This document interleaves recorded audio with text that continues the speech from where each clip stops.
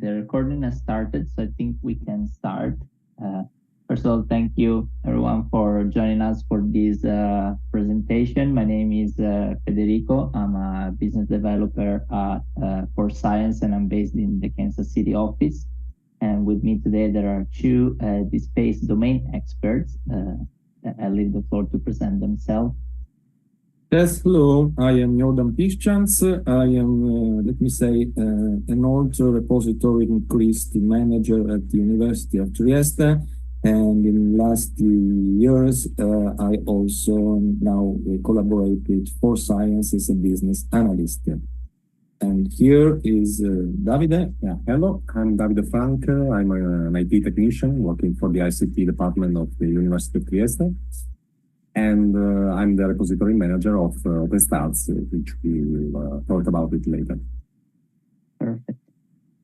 So in the agenda for today, we have a short introduction about For Science and the DSpace extensions that we will talk about and what they are. And we'll talk about the benefits of the DSpace extensions, and then we will move into a live demonstration with the University of Trieste. So we will go hands-on into this extension and the benefits that they brought to the repository, and then we will have the Q&A session at the end. So to start, we are at For Science. We are a certified platinum provider of DSpace, and we're the lead contributors and developers of the DSpace platform worldwide. So we are also DSpace providers with the longest experience in open science with team members of For Science that have been working on DSpace since version 1. And we provide solutions for research and data management and for cultural heritage. And we provide the highest quality of support for institutional repositories, digital libraries, and CRIS platforms. So to start, what are these DSpace extensions? The DSpace extensions are being developed by For Science, and they're free and open source. And they're extensions of DSpace to meet the always evolving needs of the different type of institutions. With our experience at For Science, we understood that every institution have a particular and different needs. And we believe that these add-on models and extensions are able to extend the data models of these institutions, that they can have a more personalized repository that is still fully open and free from vendor lock. So to go into the details of the different extensions, we have the DSpace CRIS extension, which is the first fully open source CRIS system in the world, and is a extension of DSpace for managing and sharing research information, including research outputs, grants, projects, and affiliations. So this extension extends the functionalities of DSpace to support the management of research information in a more structured, integrated, and interrelated way. Why we believe that this extension is unique? Because it helps to collect, manage, preserve, report, and disseminate research data and information. And DSpace CRIS adopts and is compliant with international standards and practices to facilitate interoperability and data transfer. Moving into the other extension that we developed, DSpace GLAM, which is a free and open source extension of DSpace that is designed to meet the needs of cultural heritage institutions such as archives, libraries, museums, and galleries. So DSpace GLAM provides a holistic platform for the preservation and dissemination of digital cultural heritage assets. DSpace GLAM is compliant with the key international standards that facilitate interoperability and data transfer. And the application is conceived to open original perspective for digital collection and libraries, not only by means of object relationships, but also using views and logical aggregates, allowing us to inform new audiences about cultural heritage. So the goal of DSpace GLAM is to provide an environment for integrating the traditional hermeneutic and interpretative work of historical sciences, archaeology, artistic and cultural studies with data visualization and analysis. And we will see some examples of both extensions with the University of Trieste later on in the presentation. Because of DSpace is a very modular platform, we also develop individual add-on modules that they can be added into your repository based on your needs. Some examples are the DLF image viewer, the document viewer, the OCR module, audio video streaming for your repository, analytics and content user statistics add-on modules to analyze the content of your repository, as well as the data quality to have a duplicate-free repository, UX Plus, and Network Lab. So as I said, these are all modules that can be added on top of your DSpace platform. Many institutions all around the world already adopted these different type of extensions. Some examples are the Institute for Advanced Studies in Princeton.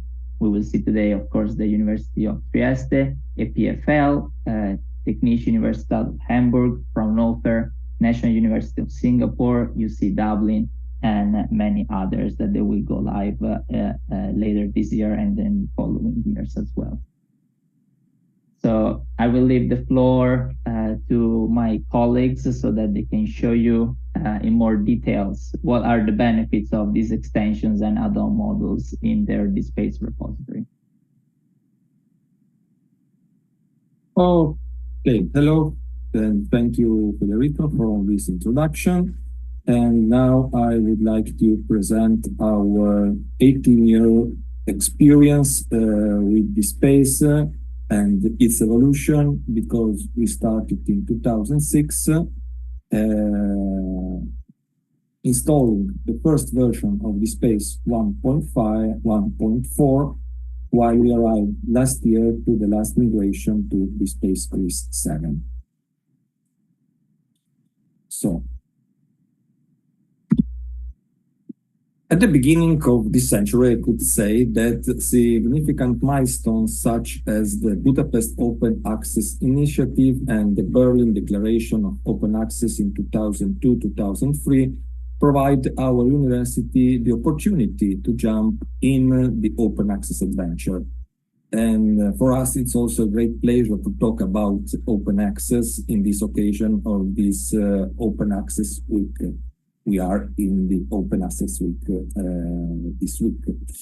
In 2004, our university signed the Messina Declaration, the Italian Declaration of Open Access, with the main goal to start investigating how could we digitize the process of PhD thesis submission. So, in 2006, we participated with the pilot project in Bergen at one of the first DSpace user group meetings with the first test of DSpace 1.4. In this time, we start explore the most suitable repository software for our needs. And it was the time to decide DSpace or ePrints. We tested both, and now I could say we have a fortune that we test DSpace and remain in DSpace. So in 2007, our repository open starts, go live with the process of PhD thesis submission, but also in this year, our university press jumped in to start testing using DSpace. 2010, we start, the national libraries in Italy start harvesting our PhD doctoral thesis and collecting them with the special project Deposito Legale. And then we participate in 2012 at the National Bibliographic Number project. We developed also a plugin for this identifier. And finally, in 2013, our university signed and has his open access policy. 10 years later, 2014, the Messina Declaration 2.0 was also signed. And in 2015, we have also the great pleasure to be the second repository at the national ranking in Italy. In all this time, we were registered, and we are registered in the main directories like Open Door, ROR, or at Italian level, Deposito Legale. And we are also indexed in the main search by like Google Scholar or OpenAI. Then in 2014, let me say that our repository, we try huge step, an upgrade from DSpace version 3 to the first DSpace CRIS version 4.1. And in this case, I could say that our repository upgrades are closely linked to our university anniversaries. In fact, 2014, we have the 19th anniversary of the foundation of our university. And so this was also an occasion for this great jump. And let me say it was quite a simple upgrade in that time. The upgrade from DSpace to DSpace CRIS. And so we start testing DSpace CRIS and his extension, and to understand how also this extension and entities could help us in managing all our material. 2017, we migrate to DSpace CRIS version 5, and finally last year, with great effort, also we migrated to the last DSpace CRIS version 7. Then I could say that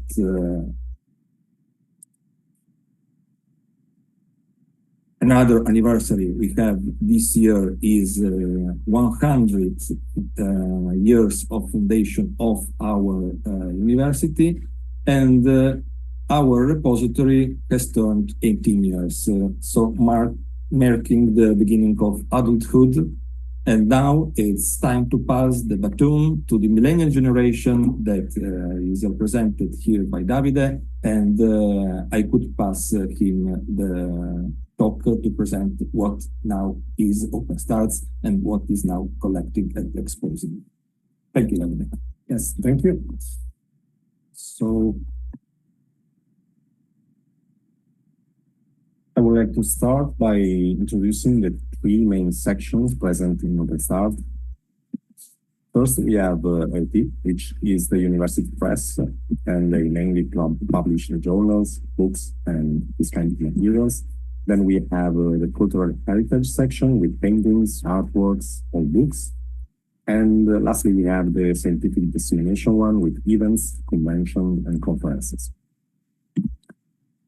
Now, starting on the topic of journal management, let me say a few more words about IT. They are a Diamond Open Access University Press, and they started working in this space since 2006 as a pilot project. These are some of the numbers they are publishing on their website. And we have like 60 series, 29 journals, more than 50 conference proceedings, and more than 370 books. Now, let me show you directly some examples from the website. So this is a page from where you can easily browse through their journals and series that they are published on the site, and use various filters to find the object you like to see. And from this other interface, you could also browse through the various journals in alphabetical orders, seeing a preview of certain stuff. Now let's go to the page of a journal. We have three sections usually. We have general details with the cover, which clicking on it links to the page where the various volumes and issues are published. Then we have the board section with information about the editor, the advisory, and yeah, pretty much these ones. And lastly, we have info for the authors. If they want to publish journals, how to do it. Then we have the info about the ratings of the journal. And lastly, we also have information about where the journal is indexed on with the relative links. Now, by going back to the main page and clicking on the cover, we can reach this page, which is a community talking in space terms. We can go back to the other page with more information. Here we have a summary, and here we have all the DSpace issues published in the stats for this journal with a little preview. And this is a page of an issue. So in this case, we are talking about a collection. Here we have a link to the full text. It's present, it's usually presented like this. And then we have a summary with the various articles present in the issue. But this is something that is not out of the box in DSpace CRIS. This is something that you managed, or how it is working? Yeah, exactly. We help them by giving them a macro script to create this summary based on the items they create into this collection. So they create the various articles, and then in a pretty easy way, they can have a format to expose the introduction of this page of the issue. Here we have also another way to browse through the articles or the items present in this collection. And by going into an article, which is an item, we have this kind of layout. This is also very customizable via layout tool. In this case, they decided to expose certain types of information like the authors, the ISBN, the digital object identifier, and other information regarding this article. And then it's not loaded, but under here we have also the link to access to the file itself. Okay, very interesting. One question. Are you aware why they decided at the time to switch to DSpace using DSpace and not, for example, OJS? Because I'm aware that they were trying at the start, when we start to decide which software is better. We have DSpace and CRIS on repository level, and I know that they also try OJS. But the fact that they remain on DSpace, are you aware why? Yeah, they tried both at the start, and they decided to go with DSpace, mainly because the easy usage. So it was easier for them to work on this type of software. And also it's very versatile in the type of material we want to publish on it. So now we can see journals, but later on we will be able to see other kinds of materials. So okay, that's also a point in favor for this choice. All this data is also exposed via ORA image with its dedicated metadata format. Now, on the next subject, which is the nice statistics. This is a preview of how they are.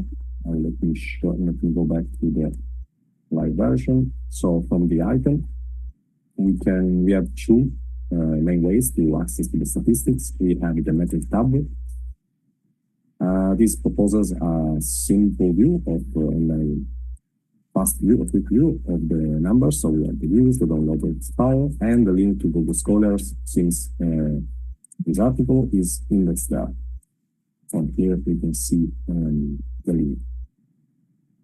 Now, the other way to access the statistics is via the statistics button, which will send us to this page. Now, here we have geo-visualizations of where the views comes from. And under we have 4 different tabs with different kind of statistics. First, we have total numbers of views for this page.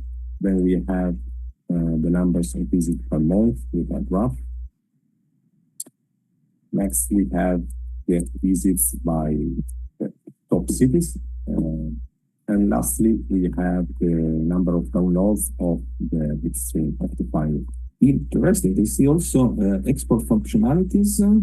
So we could export all this data and receive in Excel or CSV or other formats. This data is all exportable via, usually if it's numerical, we have Excel, CSW, or CSV, or we have this PNG or JPEG. Interesting also this graph. Yes. Of the graph, yeah.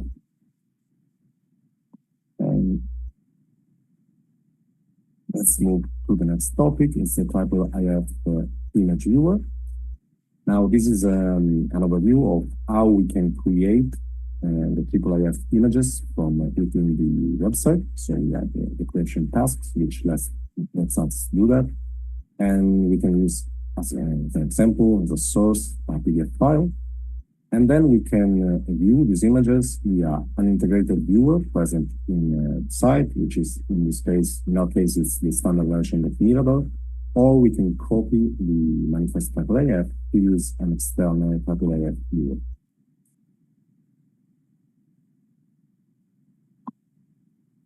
This is an example of a collection. This is present in the cultural heritage section. This collection contains the works of an art gallery in the director office. First, on the page, we also have a media, which is clickable, sends us to a link where there's this virtual tour, where the items are clickable, and they will send us back to the artworks that are present in this collection. So you can integrate also these components in this page. Interesting thing. Yes, exactly. And this is an item. So we can see the abstract, and here we can see the file itself. Now we can download directly the JPEG, or we can open it via the Mirador viewer, which is this one. So we can see the image with the integrated viewer. Or the other option is to copy the clipboard, and then we can pass these codes into an external viewer. Now, another example, this is a collection of historical pictures of Trieste. And here we have the item itself with the viewed by the IIF viewer.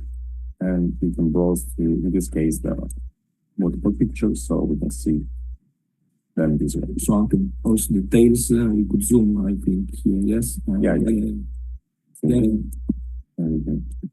It's functionalities. This is all online. I have not to download. It's all integrated. Exactly. It's all present in the website. Interesting. Lastly, this is another collection, which is quite important. It was a historical finding of an old book. It happened this year during the 100 years anniversary of the University of Trieste. And so there was also a video which was realized for it. And there was also links to the OPAC or to the cultural system, cultural catalog system. And here we have the file, we have a PDF, so we can download it, or we can open it with the viewer. So here you have also integration with media like video, PDF viewer, Mirador. So it's really an enhancement for the page and for the public. There is also the video player, so you can use it into your pages. And this is the IIF viewer with the various pages of the book. Interesting. So this is something that was found this year in the occasion of 100. Yeah, it was found this year, and it was digitalized and uploaded and published all of its stuff. Thank you. Then lastly, the other section present at the start is the scientific dissemination one. And they publish mostly events, convention, conferences. So let's go back to the examples. Here we have a page of the event. So CRIS is a festival of scientific research happening yearly in Trieste, and the university is part of it. So we have the various years. what happened is a community which contains the various collection. And let me show you one. This year, 2017. So we have the page of the event. Here we also have a video of the event. And here we have what happened during the extension. So we go with polls, all published on this page. Very, very interesting things that are collected in this archive, and I think that it's a huge work also for you and the university to collect and to manage all these kind of things. Thank you, Davide. And do you have any questions from the audience so far about the repository or what we talked about for now? I think that we see nothing. I could switch now that to demonstrating also the last DSpace CRIS 7 and the last functionality that we have developed. So I could switch and share my screen.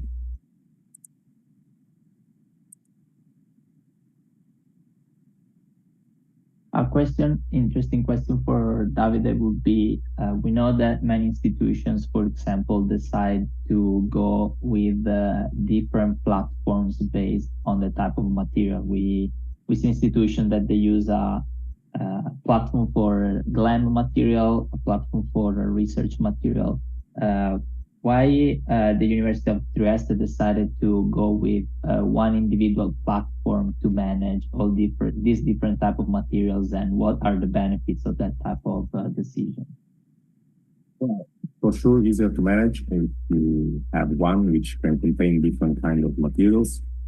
And so it started with the university press, but then it was used also to store events and other kind of materials. And yeah, it worked well that way, so we went ahead, and I think the various parts are quite happy with it, so we are continuing working with it. That's why we are on the 18th year. And I think managing one installation and one software, it's easier than managing many or diverse kind of structures and softwares. Well, I would also like to show some features that DSpace CRIS has. For example, to do a big search on all repository, you could see that we have also the possibility of browsing, filtering the research based on a graphical interface. These are the same filters that I could see here, but browsing and filtering this with this graphical interface, I could filter, for example, all the books, chapters that are present in the archive. Another interesting option is that I could filter them also based on a date. So now these filters are presented in this graphical way, and I think this is also a nice feature that is present on DSpace CRIS. Going to DSpace CRIS demo, I could also show some enhancement that we have do on DSpace CRIS, because apart from site statistics, as a repository manager, I could see also the login statistic of the users that log in, how many times, or some statistical information. These are backend repository manager statistics about what is going on in the workflow. So which steps are performed, how many times, the main actors, that what are they doing, with more details of editing, or here you see that this person, this administrator is reviewing, but you see also how many items are in review or edit workflows. These are some important things that could be helpful for a repository manager. On the other side, interesting things at user perspective. We have introduced also this kind of pop-up about, for example, researchers that give you details directly in presentation of for example, here we are talking about a product or a patent, and this pop-up shows you briefly a summary. For example, here is could be a researcher profile, but here is our CTO, and I could browse and go and get more information.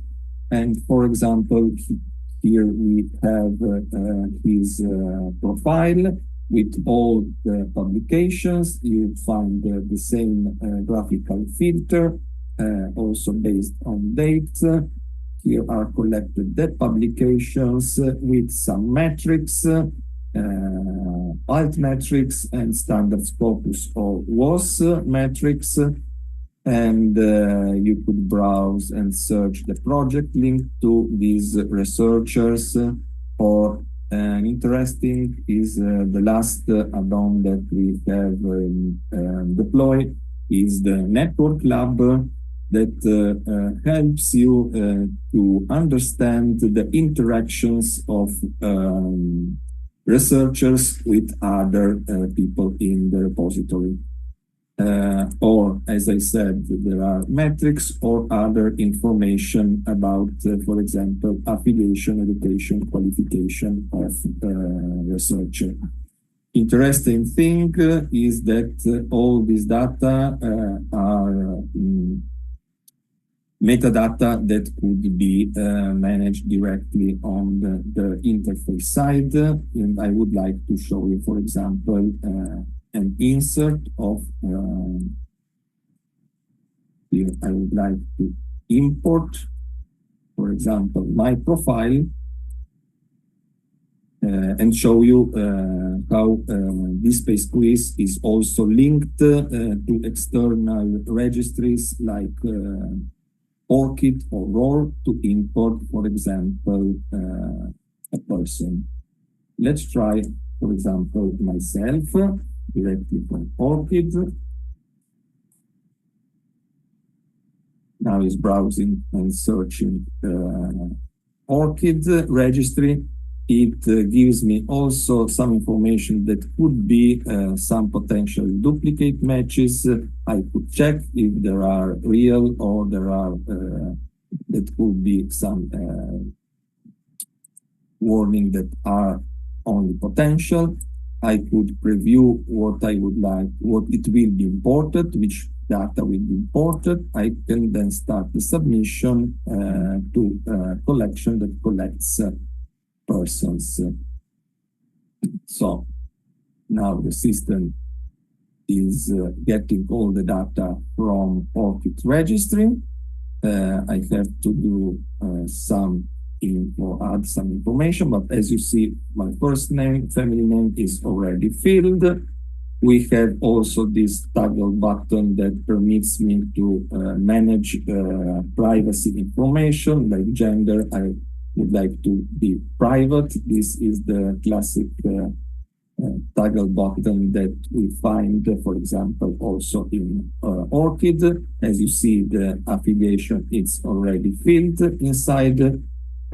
Some sites are already filled because this information arrived from ORCID, but I then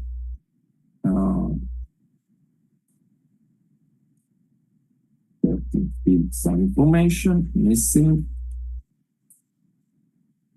Then I would like to show you, for example, this metadata that are hierarchical metadata that are collected, for example, here at researcher profile input type. So I would insert, for example, my role as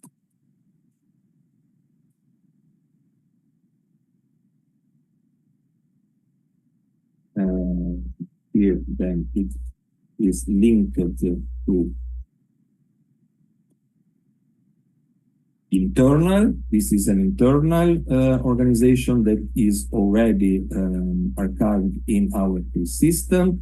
But if I search, for example, Trieste, I find a query that goes to ROR and I could also insert this data directly from ROR. So now I have to switch this because here is yes, and this is internal record, right? And I could add more, and this manager, and here I could set this. So 2004, when we started our venture. Okay, here I am collecting all this data. I could also enter education and qualification and so on. And then I could deposit this. This now is archived. Okay, I missed some data. Obviously, a deposit license.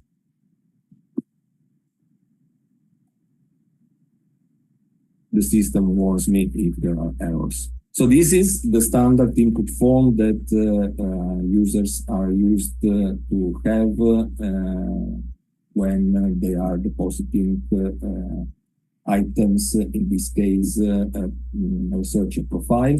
I could view this profile. Now,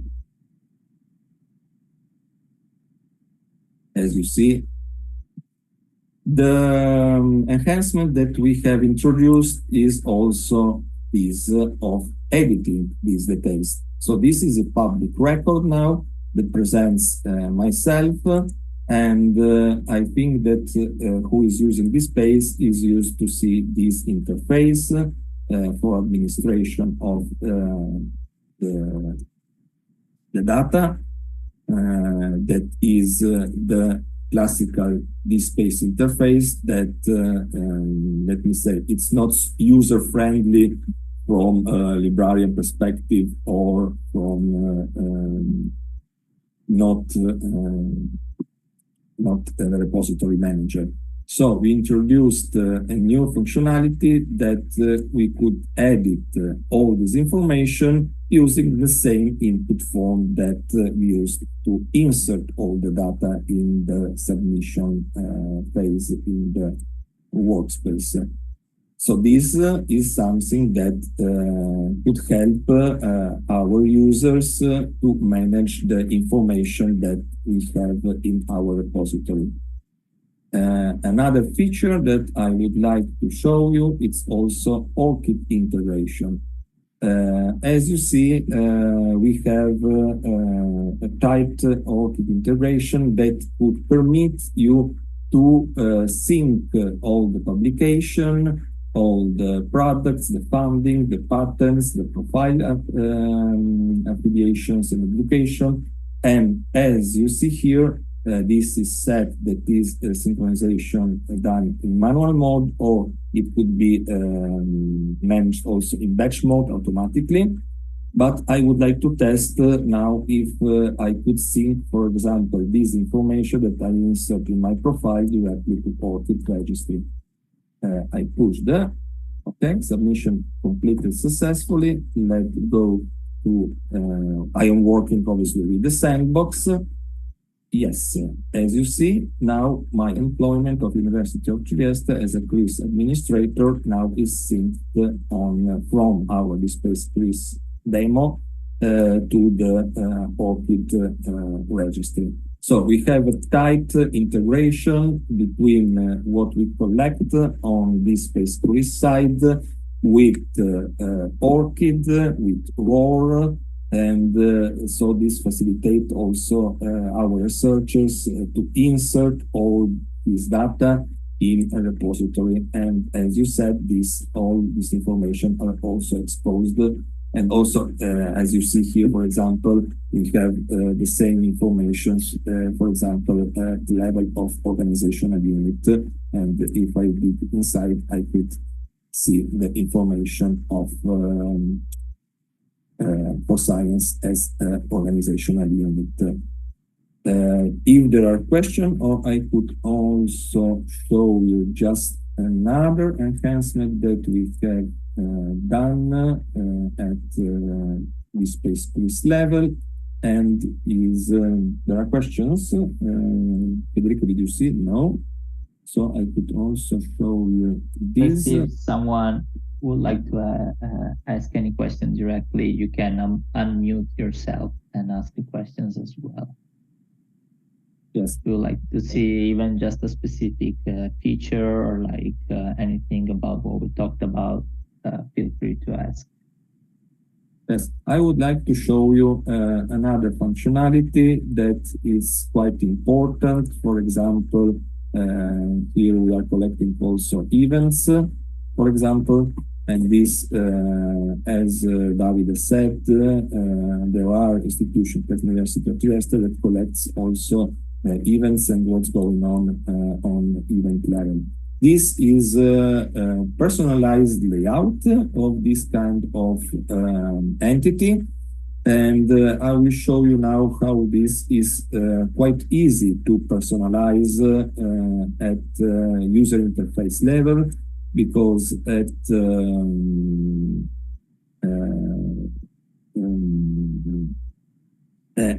DSpace-based level, there is no possibility to personalize the user interface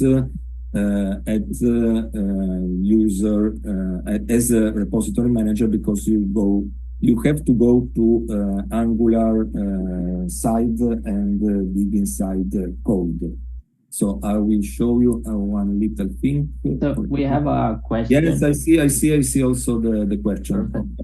Only to show you this little thing, but in the meantime, yes, I could say there is integration also for minting DOIs. Yes, we have a special functionality that's this integrated, for example, with DataSite, and the minting of DOIs is also more flexible than DSpace, because it permits you also to filter the minting of DOIs based, for example, on EDC type.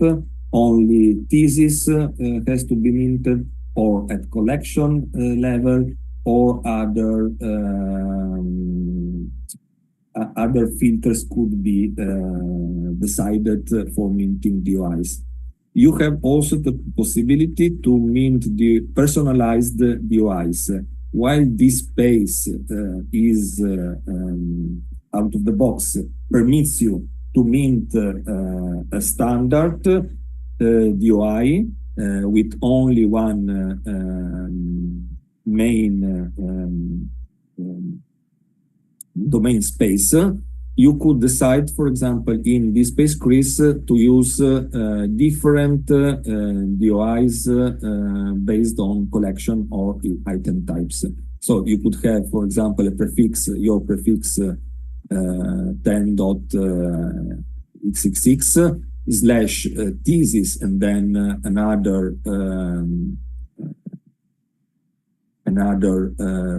extension. For example, you could get, I know that, for example, in University of Trieste, the University Press use the ESSN then and linked with the handle to mint DOIs for articles, while for books, they use ESBN and then handle to mint DOIs. So you have the flexibility to mint different type of DOIs.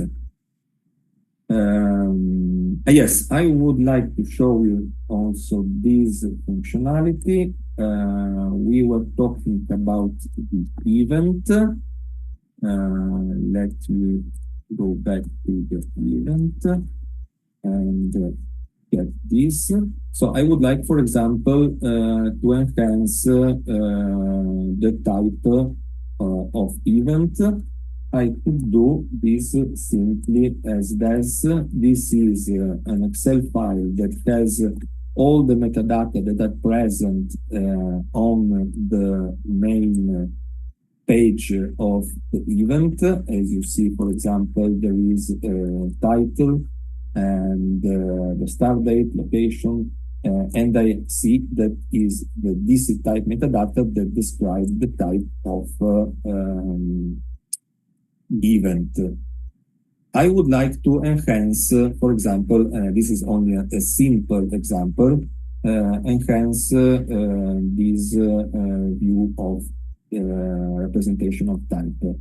I could get, because we have different type of rendering types for all the metadata, I will get this type to associate with this type. As you see, then you could also apply some CSS to this type of rendering based on the style label style or the value of the metadata how you would like to render. So I will save this little change. I will go to, for example, to the process. This is the process that we manage the layout. I am selecting now this file. I save this process that is running and applying my modification, and we will see how now the event at the graphical level is presented. Let's load the page because we have also the cache. Now, let me check the process. It's already still running. We have to wait some more seconds. Yes, okay. Now I could go back to our event, reload the page, and here we are. So with the quick configuration of an Excel file, we could manage the layout of our presentation page in the example of an event, but this is the same for all other type of entities. So no digging inside Angular code, only some matter of configuration of an Excel file. Other questions? But I see that we are right at the end of all our time. Feel free to ask any other question. We still have a few minutes left, so we still have time for a few more questions.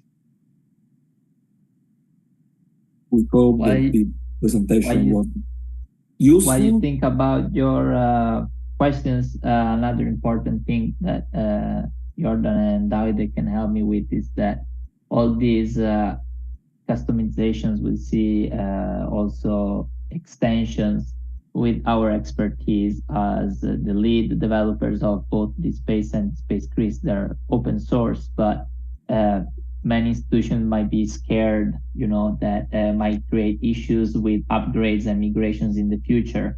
And I feel like it's important to say that all these extensions are worry-free from future issues because they're always up to date. Is that right, Jordan? Yeah, let me say, in these 18 years that I personally do, as you see, the migration starting from DSpace 1.4 to the last, there were obviously some troubles and some things that we have to manage, but not so huge, so that we, and also all the last migration steps are quite, that were quite simple. So we have the possibility also to switch from all these versions, starting from DSpace to DSpace CRIS, it quite easily. And obviously, I could say because it is a huge community that is working around DSpace and DSpace CRIS. And we would like to invite everybody to join the community. And we have also a working group at DSpace CRIS level, and working with the community and with the request of the community, such a software, such an open software could grow better and better. Perfect. We will hope to, if you have any questions, you can reach us out at check out our website or our emails. And also you can follow us on our social media to stay up to date to any type of open science and news that come out any day of the week and any month, especially with our monthly newsletter that you can subscribe to. Thank you again for your time. We hope that this session was helpful, and enjoy the rest of the online DLF. Thank you, everybody. Thank you.